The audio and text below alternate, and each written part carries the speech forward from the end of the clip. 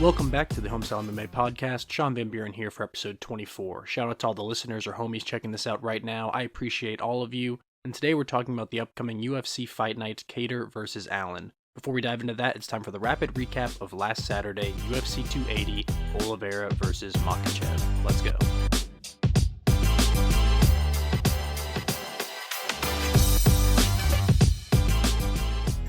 Excellent night of fights, another title defense in the bantamweight division that is coming with some unfortunate circumstances, and a whole lot of matchups are to be made in the lightweight division. Let's dive into this rapid recap. Starts us off with Rosa versus Lena Landsberg. Landsberg had nice lateral movement early, dropped Rosa with a feint left, right hand straight jab momentarily, and Landsberg actually did pretty well against the cage with control. But then Rosa would get an easy takedown, and the fight would turn right on its head. Lena was living in Rosa's world on the ground, and Rosa landed some decent ground and pound. Very interesting start to the card for us with big moments for each fighter, and that was a trend that we hope to see carry through the day. I told you last week that Lena Landsberg had to keep the fight standing if she wanted to win, and the takedowns by Rosa made the difference, just like I said they would. Rosa did land excellent strikes as well, and it was all Rosa for the decision win. Makhachev versus Malcolm Gordon. These fighters started off super fast, lots of pressure, lots of strikes. Makhachev looked really good on the feet, very sharp. He hit a variety of strikes, and then he got the fight to the ground where he is one of the best in the world for the flyweight division. His wrestling is outstanding, but what we learned here is that Gordon is very good with jiu-jitsu on the ground as well. He was able to survive multiple takedown attempts in the first 2 minutes of this fight. This was an excellent ground war between these two fighters. I told you last week that the wrestling and jiu-jitsu of Makhachev would be too much for Gordon to handle in this fight, and that kind of proved to be true, but only offensively. Malcolm Gordon had some incredible reversals and started to pour on his own offense on the ground. He was very impressive on the ground. We had not seen Makhachev get controlled on the ground just yet in the UFC, and Malcolm Gordon brought it late in round 2 and in round 3. Makhachev took offense to that, got top position in round 3 with about a minute left, and he got the very late armbar submission win to end the fight. Excellent ground game fight between these two fighters. Armin Petrosyan versus AJ Dobson followed that, and I said last week that I thought Dobson would have a slight advantage in wrestling, and he did use it just a tad in this fight. Even though he wants to strike, that was very smart to keep Armin on his toes with the takedown threat. Armin Petrosyan really showed his kickboxing background with a lot of kicks to go along with various striking combos. It was really quite excellent. He would throw strikes from many different angles. Armin threw also many more strikes than AJ Dobson, which made the difference in this fight because it was mostly a kickboxing affair. Armin Petrosyan earned the decision win in this one. Abubakar Nurmagomedov versus Gadzi Omargadzhiev. Wrestling was the story of this fight. I told you that would be the case last week on last episode of the podcast, and these fighters got to grappling right away, and it was a very patient fight. I told you last week that Abubakar Nurmagomedov would win this fight with his control and his wrestling, but that Gadzi Omargadzhiev would be durable enough to not be finished, and that's exactly what we saw in this fight. It was striking on the feet just to set up wrestling, and Gadzhiev really needs to keep working on his wrestling defense because he was taken down, controlled, and very visibly fatigued by round 3. Abubakar Nurmagomedov wrestled and controlled his way to a decision win. Volkan Oezdemir versus Nikita Krylov. Volkan Oezdemir had sharp, powerful striking immediately in this fight. He was landing some clean combos, and I told you last week that Krylov would get finished on the feet if he couldn't get this fight to the ground, where I then thought Krylov would be able to find the submission finish. Oezdemir looked really big in there compared to Krylov, but that didn't keep Krylov from attacking with wrestling. At one point later in round 1, Krylov was landing a nice, constant striking combos, ran him across the cage, and actually knocked down Oezdemir. We were watching an absolute brawl. This was a very exciting fight for the fans. I told you last week that I was leaning Krylov to win with submission or fight to not go the distance, and Krylov almost found a rear naked choke in round 1. This was an excellent fight. It's why we didn't bet this fight. I saw too many potential outcomes when breaking down this matchup last week. I thought it was excellent matchmaking, and the wild start to this fight, all of the wrestling really started to make these fighters tired midway through round 2. As you start to fatigue, even more possibilities are put on the table for how a guy might get finished. Surprisingly, we did go the distance in this fight, but Krylov got the decision win. Makhmud Muradov versus Chao Bohalio, another excellent, exciting match if you're willing to watch some grappling on the ground. Both fighters had big moments, and this was the hardest test for Bohalio in the UFC so far. Really even and exciting fight with some nice kicks and the expected grappling war. Each time they hit the mats, it was really thrilling because they were going for immediate submissions and then escaping submissions, then more grappling for position. Very tactful movements for both fighters on the ground. I was very impressed with Makhmud Muradov's wrestling. Chao Bohalio has manhandled fighters with his wrestling in the past, but Muradov flowed pretty great on the ground and got multiple takedowns in top control position himself. Really a great fight, very even matchup, and Chao Bohalio got the decision win. The prelims ended with the highly anticipated Belal Muhammad versus Sean Brady fight. Sean Brady seemed to have the speed advantage on the feet early, and Belal had this issue I noticed where he needed to move his head off of the center line when trying to dodge shots. He kept taking his head straight back instead of slipping left or right, and it got him caught a few times early. That long jab of Sean Brady was still finding his mark when he was just moving his head straight back. This was really a very fun fight.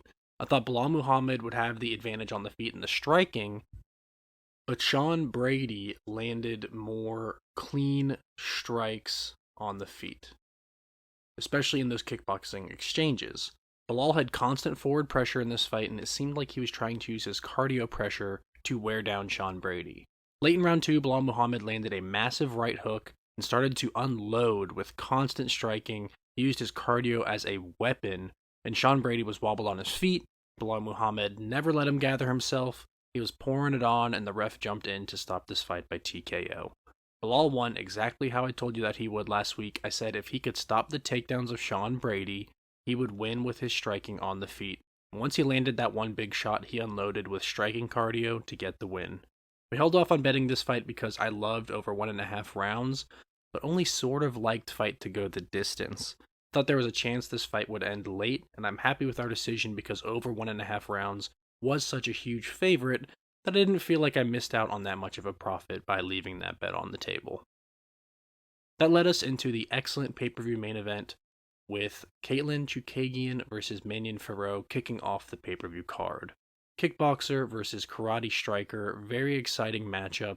Both women used a wide variety of strikes, high, low, punches, kicks, lots of movement, lots of feints. It was a good start to the pay-per-view because there was a lot of tension in this fight since they were both slinging kicks around, and you felt that one clean head kick could end this fight at any point in time. This was a great stand-up fight, very technical, very fast striking, no wasted actions or movements with these two ladies. Loved this start to the pay-per-view. Farrow got better and better as the fight went on, and she did end up getting the win, just like I told you she would on last week's episode of the podcast. It also ended as a decision, which is how I told you this fight would end no matter what. Beneil Dariush versus Mateusz Gamrot. This fight was exciting right away because Gamrot wanted to wrestle early, and Dariush is very skilled on the ground, and they were rolling all over the mats. The cardio for these two fighters is extremely high level, and they are willing to grapple attack each other like crazy. The positions that these fighters were getting into were very complex. I pride myself on having a pretty good understanding of what was happening on the ground, but even I needed the announcers a bit here to really see just how intricate the chess match was on the ground between these two fighters. It was an incredibly close fight, very even fighters, great matchmaking. Dariush showed an excellent ability to either stuff the takedown attempts of Gamrot or counter them to try to get on top himself. So it's really turned into more of a stand-up fight a little bit as they negated the ground attack. They were pretty even on the feet too, I thought, but Dariush maybe his output was just a little bit more. He landed a massive overhand right that dropped Gamrot in the third round. I also felt that the judges may have given him some points for stuffing as many takedowns as he did. I know that isn't technically in the scoring criteria right now, but I don't hate that if it was added. If we're going to count wrestling takedowns towards points, maybe we should really count wrestling defense as well. Dariush got the decision win, and honestly, I thought that was just a great fight. Petr Yan versus Sean O'Malley. I told you last week how much longer Sean was compared to Yan, and you could immediately see it in the cage. Yan fights with so much forward pressure, though. He shrunk O'Malley's reach advantage almost immediately. And Yan had really a great strategy of throwing those low calf kicks, but Sugar Sean would make sure to inflict damage back right away because he would counter the low calf kicks with multi-punch combos whenever he could. So he would unfortunately still kind of take those calf kicks, but he would return the favor fourfold with a bunch of striking, a bunch of combos. I tell you what though, Yan is really fast, and Sugar Sean O'Malley looked a little faster to start this fight. To be that long and that fast with your striking is incredibly impressive. Yan's high guard seemed to be a problem for O'Malley a bit for me as I was watching this fight because Sean does like to headhunt. Sugar Sean has some elite head movement himself though for defense, so this is one of those really excellent fights where both of them were seemingly defending pretty well. Sugar Sean O'Malley is one of the best in the division at slipping shots. He has excellent head movement. And round 2 was just as awesome as round 1. Particularly round 2 was awesome because both fighters started to land massive power shots clean, and they each stunned each other within a minute of the second round. That round was fantastic. That was really a fantastic fight. The fight was much closer than I anticipated. On paper, Yan should have won easily, but O'Malley showed that he deserves to fight with the elite and won a very tight decision. When O'Malley starts throwing combos, he really does a great job at finding holes in the guard of his opponents. He likes to throw a long shot, watch his work every now and then, but his combo work is really where he's elite in my opinion. He loves those knockouts where he gets to walk it off. He hits the guy with his one shot, walks off because he knows that guy's done. But really when Sean lets the hands go, he's quite excellent and accurate with his combo striking, and if he continues to do that, he will continue to be a problem for the division. Aljamain Sterling versus TJ Dillashaw. Finally, we had our first championship fight of the night in the bantamweight division. TJ was aggressive with his striking early in this fight, which allowed Aljo to catch a kick and get a takedown early. That is the home of Aljamain Sterling. We knew heading into this fight that he was one of the best fighters on the ground in this division, and he went to work right away, unloading vicious ground and pound. TJ gave up his back, and Aljo went to work on a rear naked choke with over 2.5 minutes left in the round. It was all Sterling in round 1, with complete domination on the ground, easy 10-8 for Sterling, maybe a 10-7 round, absolute domination. Now to touch on what we all saw. It did look like TJ hurt his left arm with the initial takedown to start round 1, and it became evident when they came up to the feet late in round 1 that Dillashaw's left shoulder was dislocated and popped out. Between rounds, Dillashaw's coaches were able to actually pop it back in, which is really just amazing corner work. Apparently, Dillashaw came into this fight with a pre-existing injury, as we learned while listening to the fight unfold.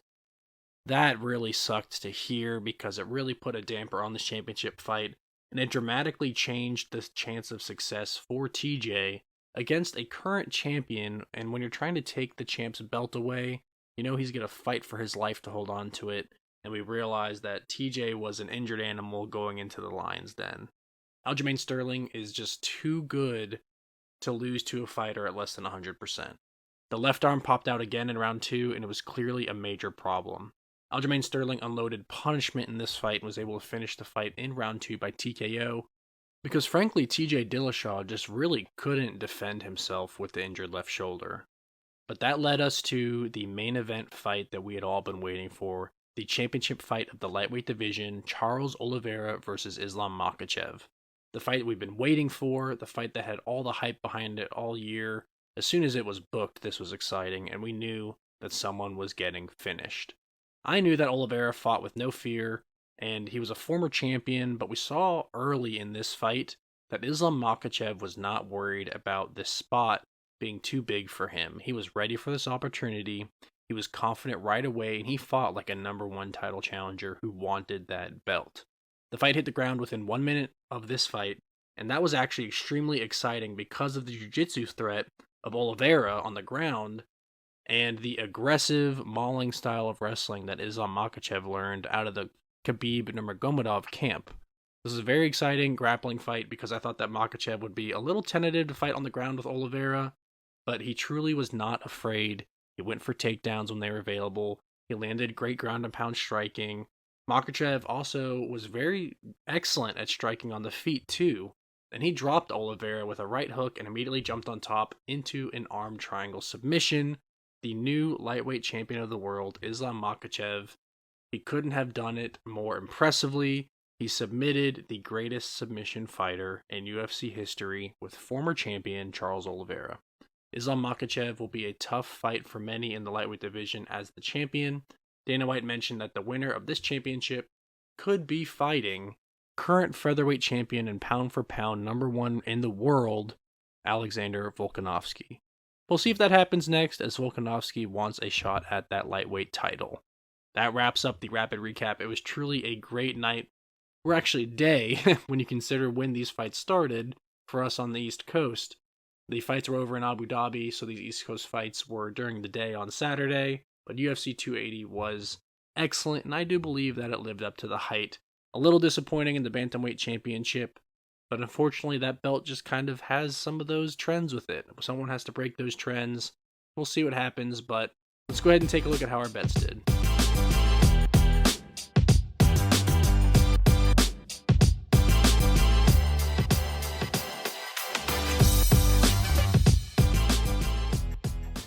We've now had back-to-back good weekends of betting in the UFC, which is very exciting. Let's go ahead and take a look fight by fight. Karol Rosa versus Lena Landsberg, fight to go the distance, -250 win. Muhammad Makhachev versus Malcolm Gordon. Muhammad Makhachev by finish, -230 win. Armen Petrosyan versus AJ Dobson, fight to not go the distance, -275 was our first loss of the night. Abu Bakar Nurmagomedov versus Gadzi Omargadzhiev, fight to start round 3 at -250 was a win. Zubaira Tukhov versus Lucas Almeida was actually fight canceled. It was a fight that we were not going to bet anyways, so no worries there. Volkan Oezdemir versus Nikita Krylov. This is another fight that we did not bet. I liked Krylov, as I mentioned on last week's episode of the podcast. I did also like fight to not go the distance. It's a good thing we let it go because Krylov did get the win, but I was leaning more fight to not go the distance. Mahmoud Muradov versus Chao Bahalio, over 1.5 rounds, was a going back for more 2-unit bet at -235 for the win. Bilal Muhammad versus Sean Brady. There's so much I liked here. I really loved over 1.5 rounds, but that was a huge favorite at -500. So we just didn't bet it. We played it safe. It wasn't worth the risk to me. I also liked fight to go the distance, but I didn't love that. I really liked over 1.5 rounds. Thankfully, we left it alone. It would have just barely won at over 1.5 rounds, but ultimately for the payout and the risk, I was fine with leaving it on the table. The UFC main card, Caitlin Chookagian versus Manon Fiorot, fight to go the distance at -305 was a win. Beneil Dariush versus Mateusz Gamrot, over 1.5 rounds, was a going back for more 2-unit bet at -375 for a win. Petr Yan versus Sean O'Malley, fight to start round 3, -295 win. Then the championship fights, we hit a little bit of some bumps on the road. We had Aljamain Sterling versus TJ Dillashaw. We took the over 3.5 rounds because nobody knew that TJ Dillashaw was hurt. I really wish he had not taken this fight or pulled out because as bettors, we don't know that information. We go in thinking he's healthy. That was a loss big time. Charles Oliveira versus Islam Makhachev was a 2-bet fight for us. We went under 3.5 rounds at -225. That was a win. And we did do Charles Oliveira money line because I was tired of doubting the former champion Charles Oliveira. It was +140. Had to take him as an underdog, but we did lose that one. All in for the UFC though. Great night. We were up 0.76 units. We went 8-3. Our going back for more 2-unit bets went 2 for 2. For the Homestyle Perfect Plate Parlay, we had Mahmoud Muradov versus Chao Bahalio over 1.5 rounds. Bilal Muhammad versus Sean Brady over 1.5 rounds. And again, TJ Dillashaw just absolutely killed us. We had Aljamain Sterling versus Dillashaw over 2.5 rounds, which lost at +116 because TJ Dillashaw went into this fight injured, and obviously we were not aware of that. So all in, a good night of betting for the UFC. Would have been nice to hit Just a little bit more on the co-main and main event, but hey, we were positive, and we will always take that. Let's take a look at how we did on Verdict and give out some podcast awards.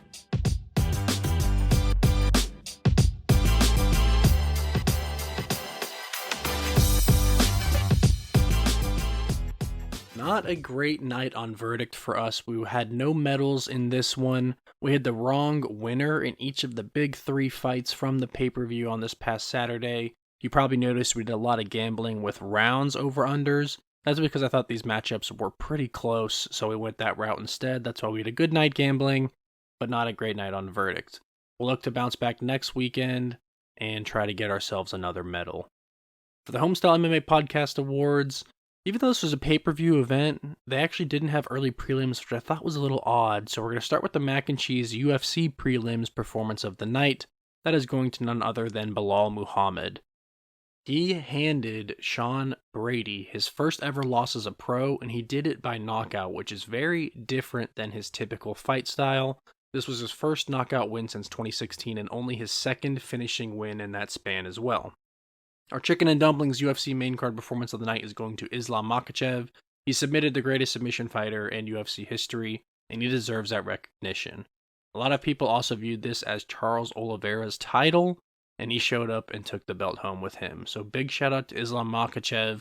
It'll be interesting to see how long he can hold on to that title, but there's a lot of guys left for him to fight in the top 10 of the lightweight division, so it will be very exciting. All right. That finishes up UFC 280 in its entirety. Let's go ahead and look forward to UFC Fight Night Kattar versus Allen.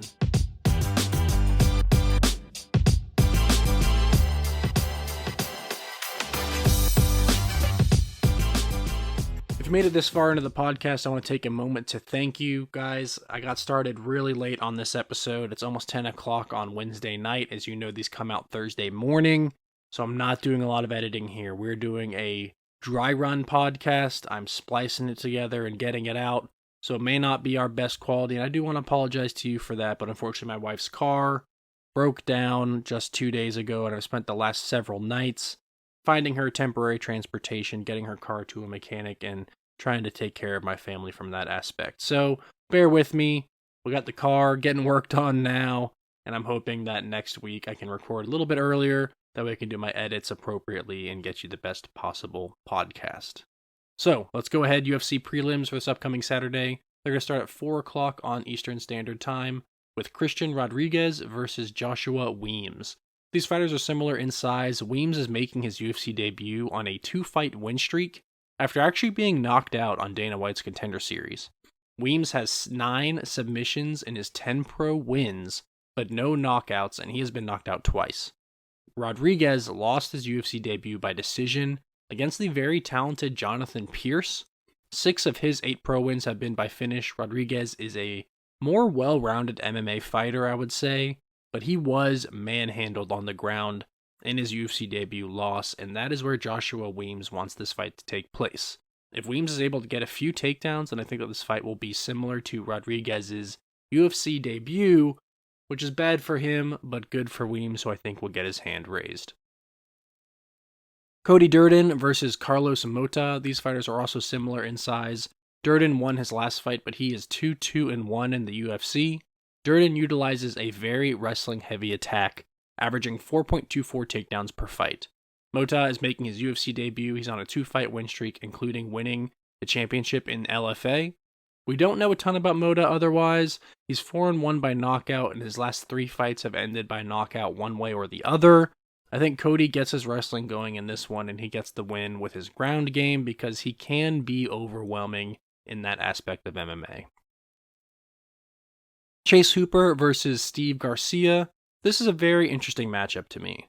We've watched Chase Hooper kind of grow up in the octagon as he's now making his 6th UFC appearance at just 23 years old. He won his last fight, and he is 3-2 in the UFC. Hooper is an absolute wizard on the ground. Incredible jiu-jitsu fighter at such a young age, and Steve Garcia is coming off of a knockout loss and is 1-2 in the UFC. I just think that this is a bad matchup for Steve Garcia. His one UFC win was against a fighter who is now 0-3 in the UFC, might not even be on the roster anymore. He does have a lot of power with his striking, but Chase Hooper is crafty with takedowns, and I think that he will manhandle Steve Garcia on the ground. Chase Hooper has never been finished. This fight will go, I think, over 1.5 rounds, but I do think that Chase Hooper will win this fight late by submission, or maybe by decision, but I really do think that Chase Hooper will find a submission late in this fight. Joseph Holmes versus Jun Young Park. Big size difference here. This is very big. It's going to be very noticeable in the cage.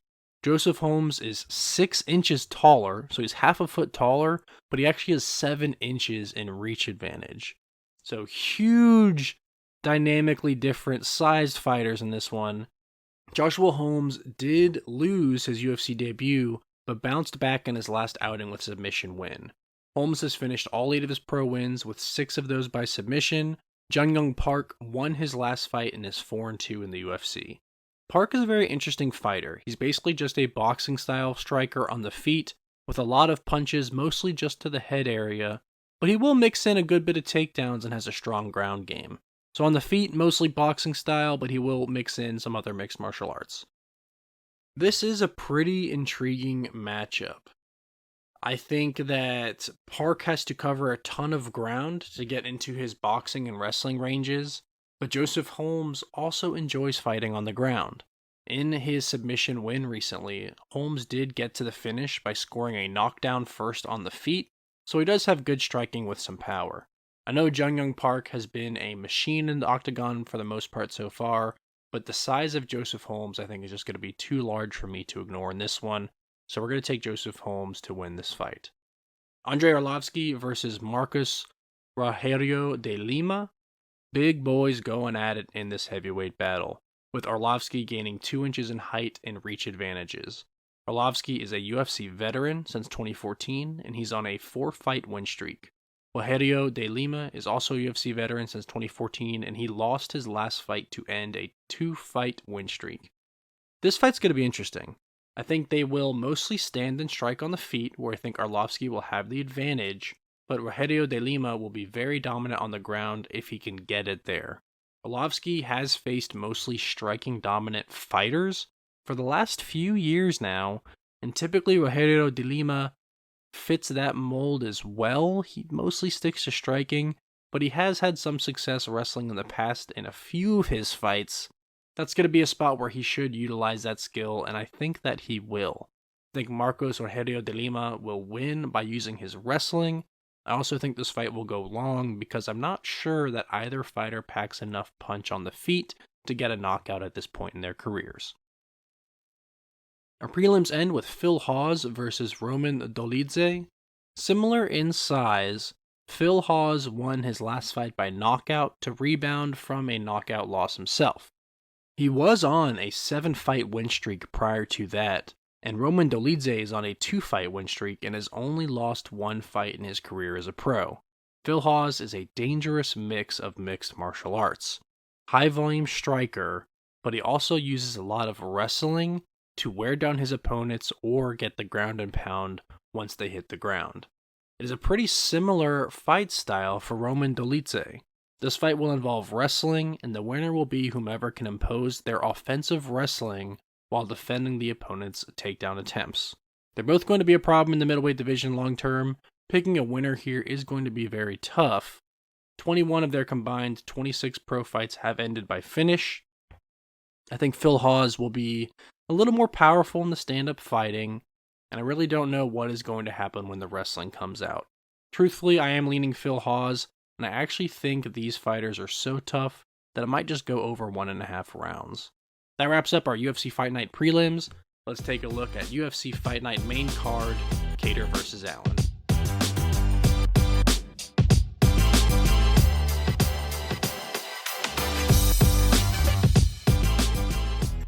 Our UFC main card starts us off with Dustin Jacoby versus Khalil Roundtree Jr. A story of 2 very different UFC careers in this one. Dustin Jacoby is undefeated in 7 UFC appearances and has also earned a spot in the UFC with a Dana White's Contender Series win. Roundtree Jr. has bounced back after getting some wins and some losses in the UFC with a total record of 6-4-1. He's currently on a 2-fight win streak, both by knockout. Both fighters are not that great on the ground, so I think they're going to stand and kickbox for this entire fight. Roundtree Jr. has really looked great in his last 2 fights, but it's just hard to pick against a guy who has always looked great since arriving in the UFC. I think Dustin Jacoby gets the win here, but this will be an edge-of-your-seat fight as these large light heavyweights throw power shots for as long as this fight lasts. I do think Dustin Jacoby throws more volume with his striking, and Roundtree Jr. likes to wait for opportunities to fire off power shots. I think he will get caught waiting a little too much in this fight, and Jacoby will double him up in striking by the time this fight ends. Josh Fremd versus Tresean Gore. Josh is 4 inches taller. He lost his UFC debut in his last fight, and for Tresean, after fighting on The Ultimate Fighter Season 29, he has also lost his last 2 UFC fights. Tresean Gore will use a bit of wrestling in this game, but ultimately he likes to strike. He has a lot of power on the feet, but that sometimes keeps him almost a little tentative to throw strikes because he is looking for that one big strike. I think Josh Fremd can use his height to strike from distance, score some points. I think he'll also be more active in his striking, and if Gore does aggressively wrestle, I think that could flip this fight on its head, and I think that Gore has a shot at winning because Josh Fremd was taken down 8 times in that UFC debut in his last fight and controlled for over 10 minutes of the 15-minute fight. I think Josh Fremd will do enough on the feet to win this fight, though, and maybe keep it standing just enough to get a win because Gore's going to be looking for that one big shot too much, and he might not wrestle just enough. Waldo Cortez Acosta versus Jared Vanderaa. Similar in size, these are some big boys. Waldo is 7-0 as a pro and making his UFC debut after earning a spot on the roster on Dana White's Contender Series in his last appearance with his 3rd straight knockout win. Vanderaa has lost 4 in a row, so interesting matchmaking.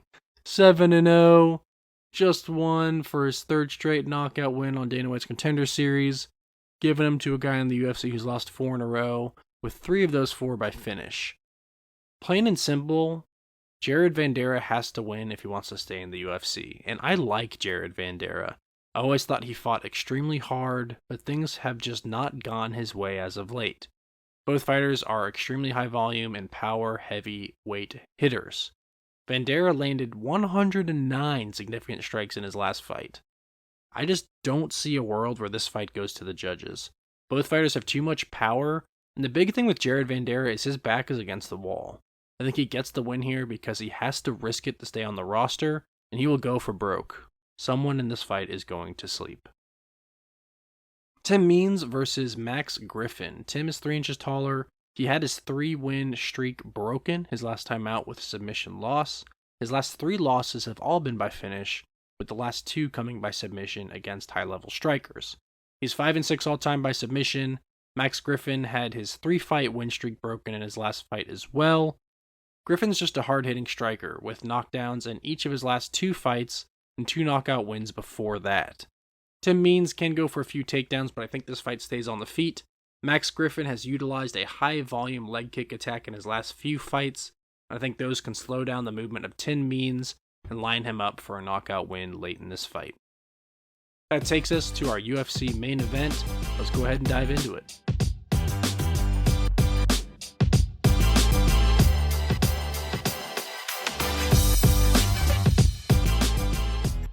Excellent main event here in the UFC featherweight division. This is a battle of 2 elite featherweights with Calvin Kattar versus Arnold Allen. Kattar's 3 inches taller and has 2 inches in reach advantage. He's coming off of a split decision loss to Josh Emmett that was fairly questionable if we're being honest. I had Calvin Kattar winning that fight myself. This is Kattar's 5th main event in a row, and each of the previous 4 went the full 5 rounds. Arnold Allen comes in on an 11-fight win streak, with 4 of his last 5 fights also going to a decision. While this is a step up in competition for Allen, I think he's ready for it. Calvin Kattar sticks to mostly striking with his attacks, but Allen mixes in wrestling and jiu-jitsu with his striking very efficiently. Allen uses a full MMA approach to his fights. Calvin Kattar, while being more of a one-dimensional fighter in his fighting style, at that one dimension of striking, he is exceptionally good at. He is both fast and powerful on the feet. He will have the advantage on the feet against Allen in this fight, but Allen will undoubtedly have the grappling advantage. Over the course of what could be 5 rounds, I think Allen will use that wrestling to win positions, win points, and ultimately win rounds and win the fight. He's also a smart fighter. If he gets in trouble on his feet striking with Kattar, he will just take him down. I think Arnold Allen wins this fight with decent striking, but his grappling making the biggest difference. And with this win, he sets himself up for a title shot very soon with another win to add to his win streak. I think Arnold Allen gets the win in this fight. That wraps up our UFC Fight Night Kattar versus Allen breakdown. Let's see where we're going with our bets this upcoming Saturday.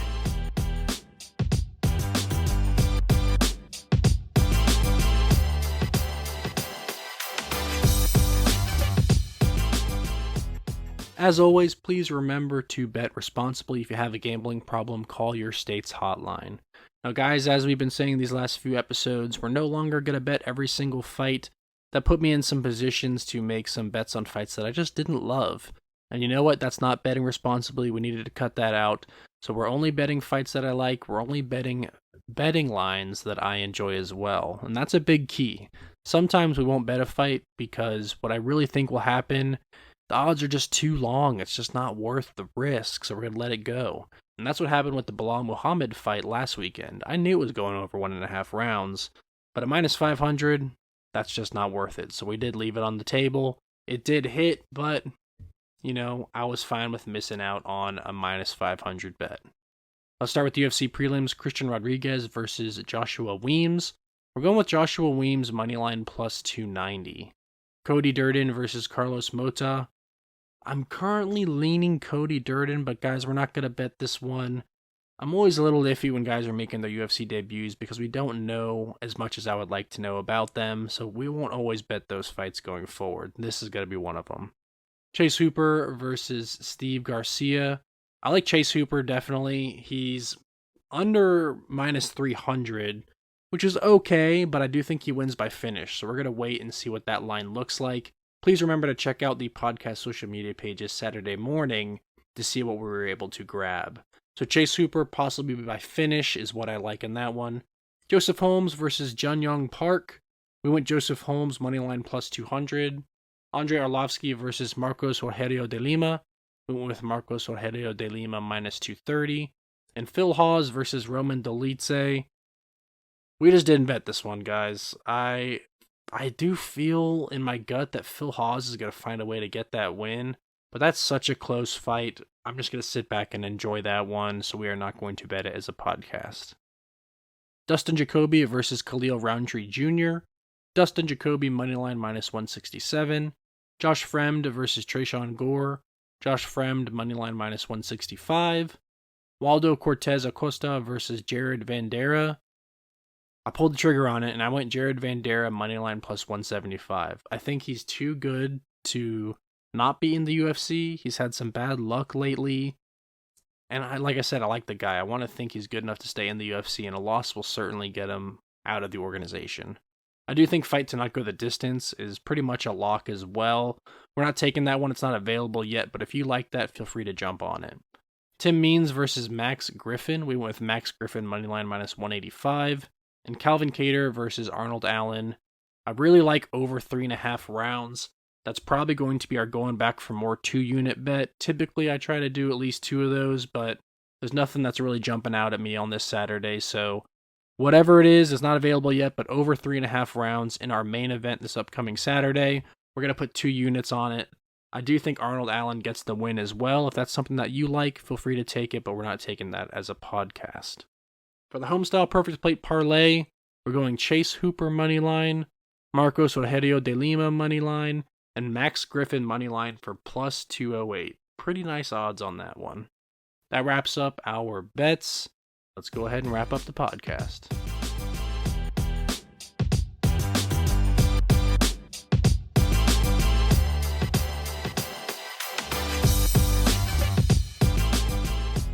As always, please bet responsibly. If you have a gambling problem, call your state's hotline.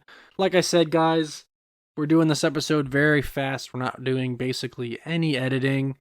I apologize a little bit for maybe the lack of quality compared to previous episodes, but I had too many personal things going on in life with my wife's car. Just kind of ran out of time. You know, family's gonna always come first. I love doing this podcast. I love talking to you all about fights. I love chatting with the homies. But hey, family has to come first. And that's just what it is.